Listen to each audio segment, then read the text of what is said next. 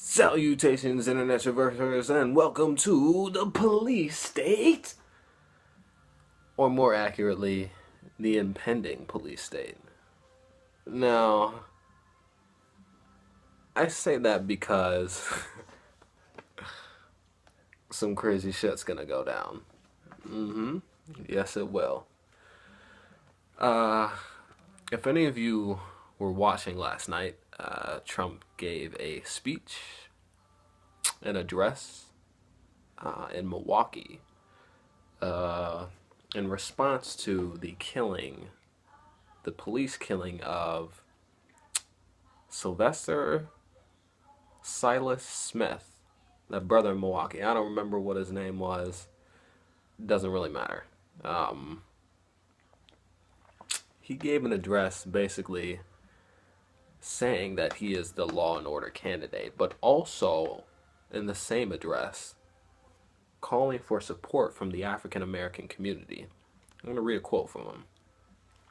He said, "I'm asking for the vote of every African American citizen struggling in our society who wants a different and a better future."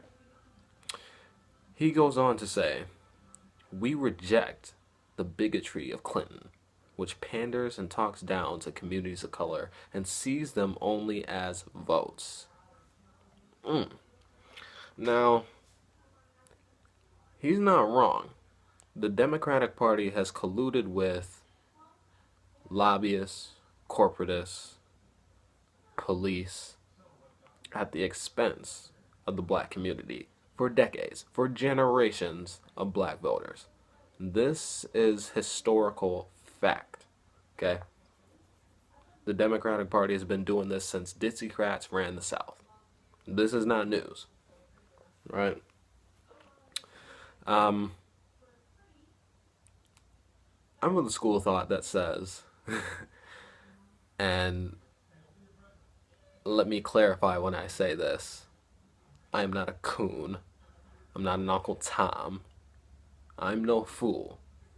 I am a radical black existentialist who wants to see all my brothers and sisters, both black and white, succeed, thrive, just like the 1% are, just like the people at the top are, right?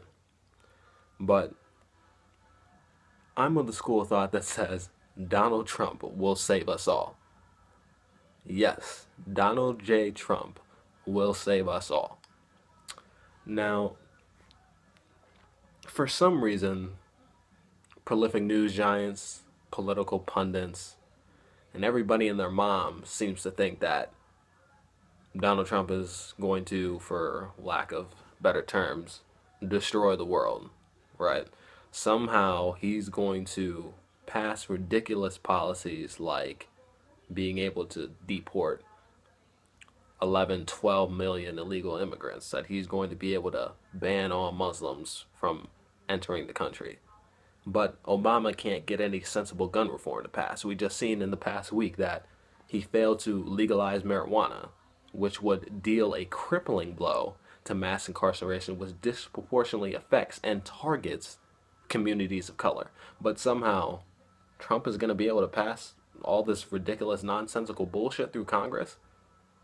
There are hawkish, war hawkish neocons who like Hillary over Trump. But somehow Trump is going to have the support in the House to get policies like this to fly? No, no. Uh, who's gonna fall for this bullshit? That's just where I'm standing on that. Collectively, I think the American public is pretty stupid to be falling for this line of thought. But I digress. Where he is going to have support and power and influence is with policies right here at home. And that goes into another quote from this same speech that I'm going to read. He said, "The war on police must end." The war on police. The war on police is a war against all citizens, Now, this is where he's going to have an immense amount of support. You saw the resulting violence from the shooting of that young brother in Milwaukee. All he's got to say is, look over here. Look at these wild, uncouth, savage niggas over here. Looting businesses, burning police cars, decrying police violence. It's absolutely ridiculous. It's sick. The police need more power. They need more Bearcats rolling the streets of Philadelphia, Baltimore, Chicago, Minneapolis. They need more military grade weapons and technical gear. They need more power. They need to be more aggressive than they already are. They need to target the criminal element, blacks.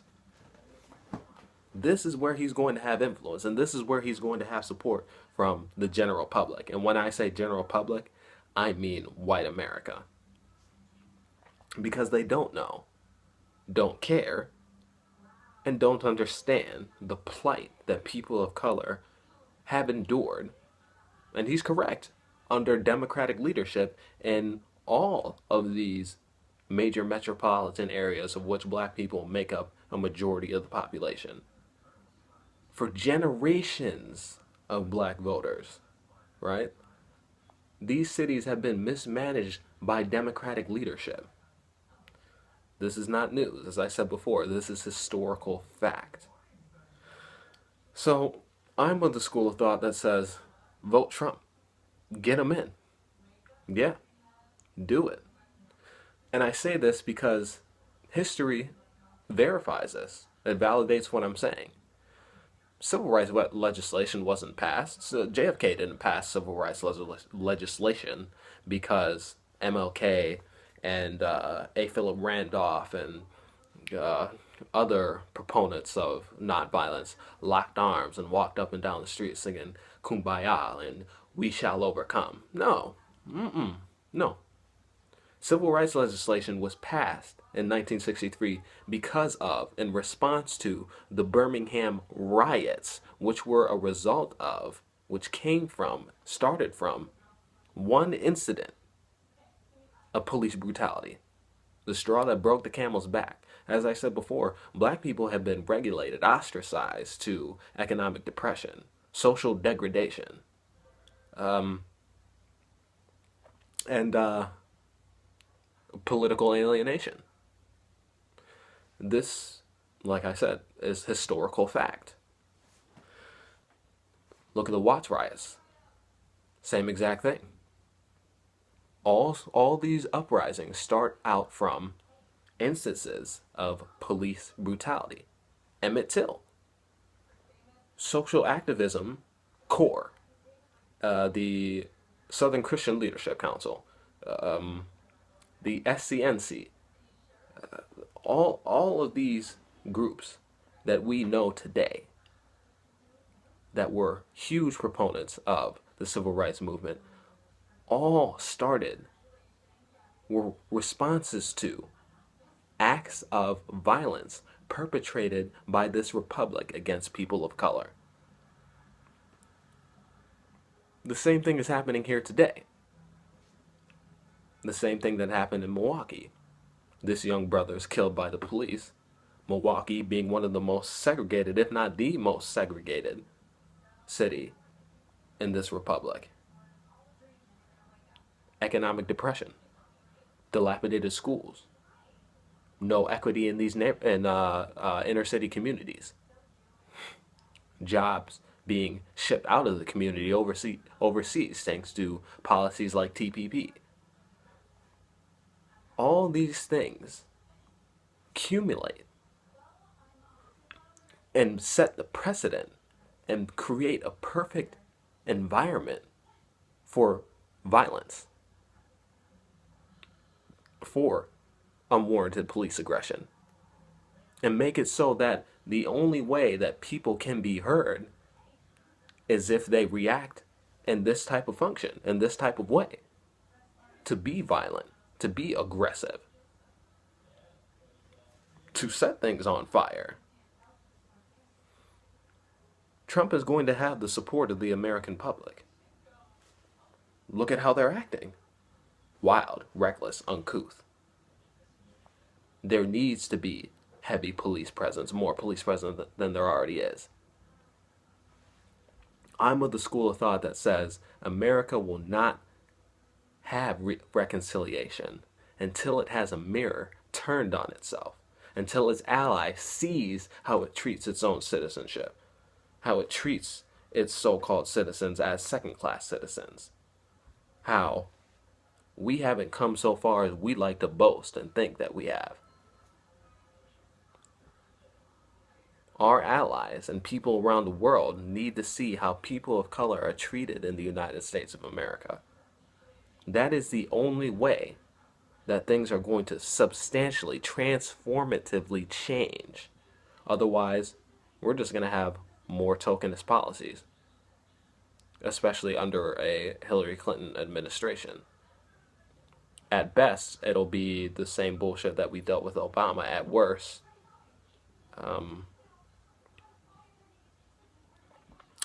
she, like I said, like I mentioned TPP earlier, she changes a few clauses here or there, says, oh, look at that, I'm a progressive, I did what you wanted, more jobs being shipped overseas, more people resorting to slanging on the streets and killing each other for drug territory.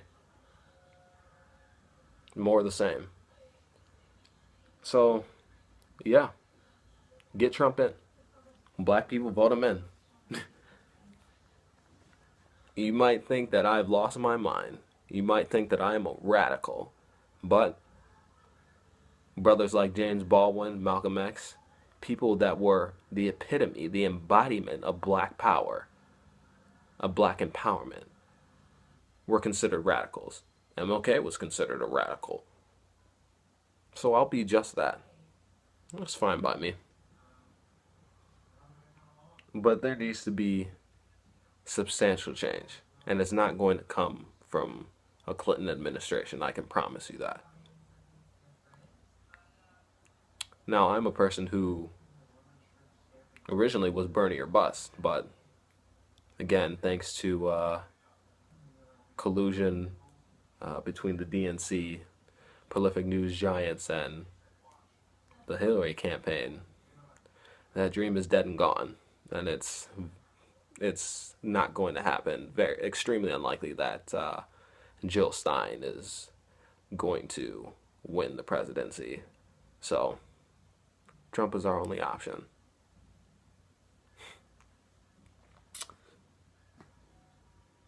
Like I said, it may be a radical thought, but in times like these,